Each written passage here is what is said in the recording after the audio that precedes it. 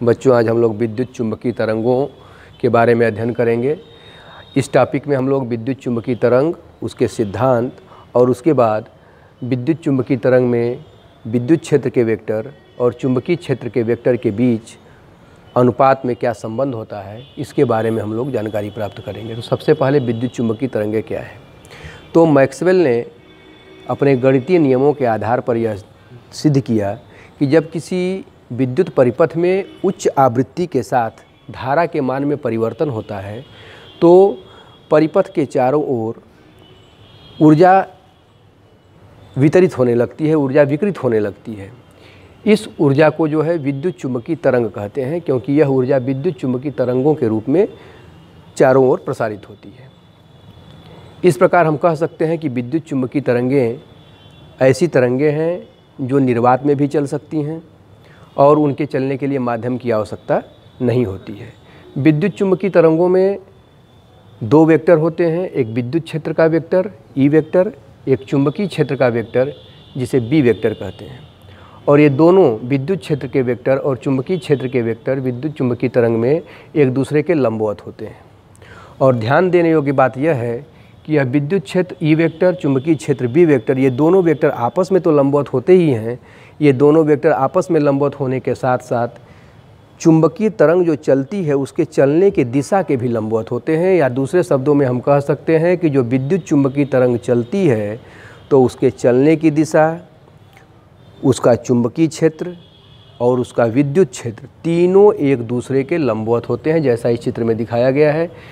इस विद्युत चुंबकीय तरंग के चलने की दिशा एक्स अक्ष है, तरंग के संचरण की दिशा। वाई अक्ष में इसका विद्युत क्षेत्र कंपोनेंट है, जेड अक्ष की दिशा में इसका चुंबकीय क्षेत्र कंपोनेंट है। यह जो है इसके चलने का क्रम है, इसके वेक्टर हैं ई वेक्टर और बी वेक्टर।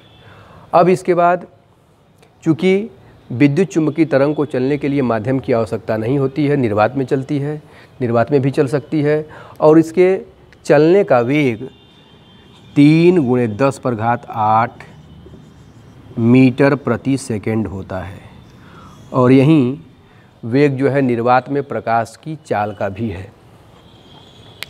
इस प्रकार प्रकाश की तरंगें भी विद्युत चुम्बकीय तरंगें होती हैं।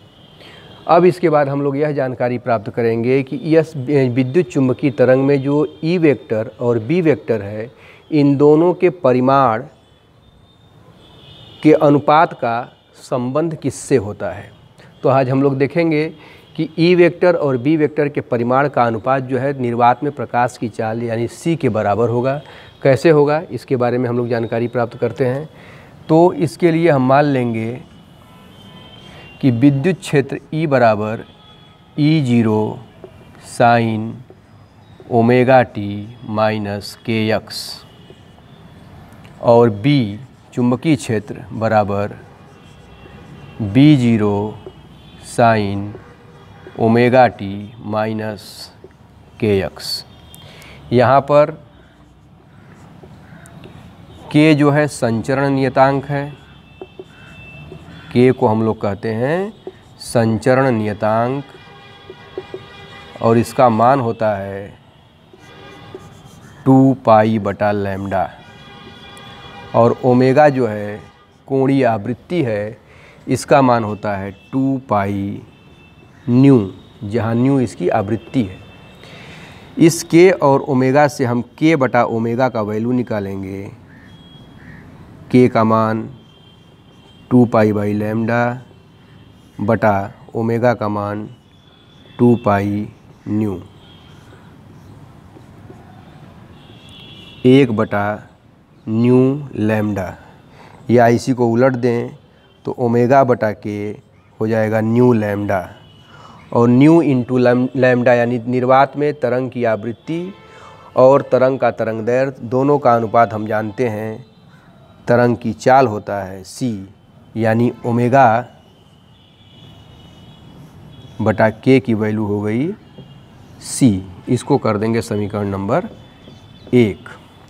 अब इसके बाद ये जो दोनों समीकरण हैं, इसको समीकरण फर्स्ट कर देंगे, इसको समीकरण सेकंड कर देंगे। इन दोनों का हम लोग अवकलन करेंगे। समीकरण फर्स्ट और सेकंड इन दोनों का अवकलन करेंगे। समीकरण फर्स्ट का अवकलन करेंगे x के सापेक्ष और समीकरण सेकंड का अवकलन करेंगे t के सापेक्ष। तो फर्स्ट का अवकलन करें हम x के सापेक्ष तो हो जाएगा डी बटा dx। इसका x के सापेक्ष अवकलन होगा तो ये हो जाएगा E0 साइन ओमेगा टी का अवकलन हो जाएगा cos omega t minus kx और फिर kx का अवकलन होगा माइनस k। उसी प्रकार सेकेंड वाले का अवकलन t के सापेक्ष करेंगे तो dB बटा dt is equal to B0 cos omega t minus kx। t के सापेक्ष करना है तो ओमेगा टी का अवकलन होगा ओमेगा। फर्स्ट और सेकंड का अवकलन करने पर फर्स्ट का x के सापेक्ष अवकलन किया जाएगा, सेकंड का t के सापेक्ष अवकलन किया जाएगा, यह आएगा। अब एक सूत्र होता है dE बटा dx is equal to minus dB बटा dt। यह सूत्र होता है dE बटा dx बराबर माइनस dB बटा dt। यहाँ से dE बटा dx और dB बाई dt का वैल्यू हम रख देंगे तो dE बाई dx की वैल्यू है minus KE0 cos omega t minus kx is equal to minus dB by dt की value omega B0 cos omega t minus kx।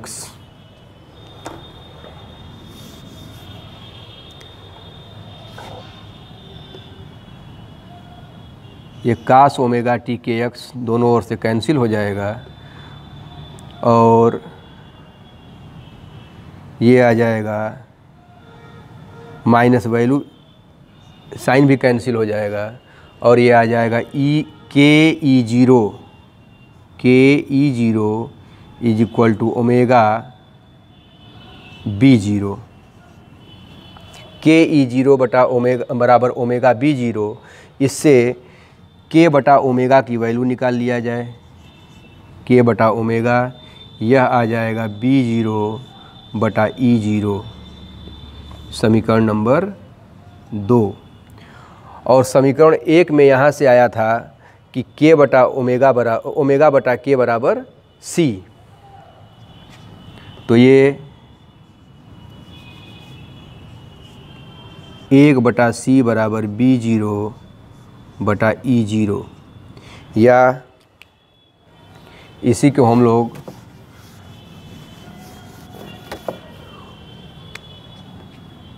E0 बटा B0 is equal to C। तो यह जो है विद्युत चुंबकीय तरंग के विद्युत क्षेत्र के परिमाण और चुंबकीय क्षेत्र के परिमाण के अनुपात का व्यंजक है E0 बटा B0 is equal to C। यानी कि विद्युत क्षेत्र और चुंबकीय क्षेत्रों के अनुपात मुक्त आकाश में प्रकाश की चाल के बराबर होता है, या इसी को हम लोग लिख सकते हैं E0 बराबर B0 इंटू C।